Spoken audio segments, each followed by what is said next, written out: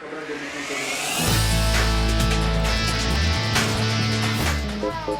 Good afternoon, everyone. Welcome to the stream. Gamer ka ba? Abay maglaan din ng oras sa paggalaw-galaw.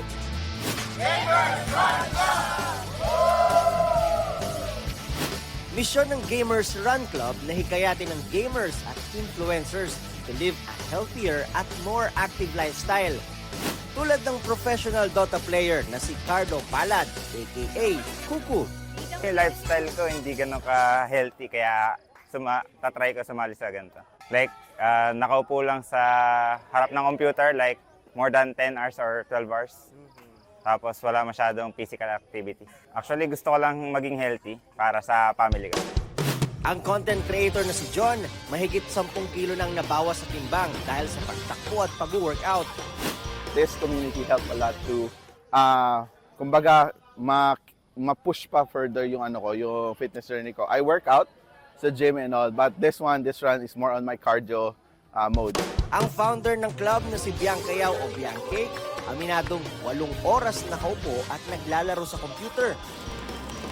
Parang ang hirap ko ng tumayo sa gaming chair ko. May konting activity lang ako nagagawin, hingal na ako. Naalala ko yung blood samples ko, parang hindi na siya ganun kaganda, hindi na siya normal. The goal of this club, the Gamers Run Club, is to promote health and wellness talaga among gamers. Kasi we believe that having some physical activities can boost your mental state.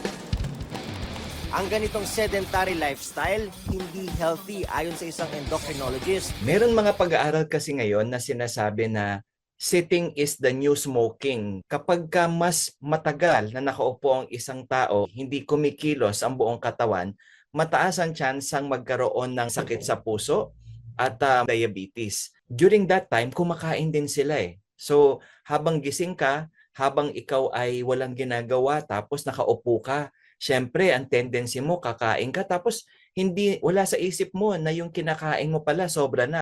Paalala lang din po, kahit saan, pwedeng mag-exercise.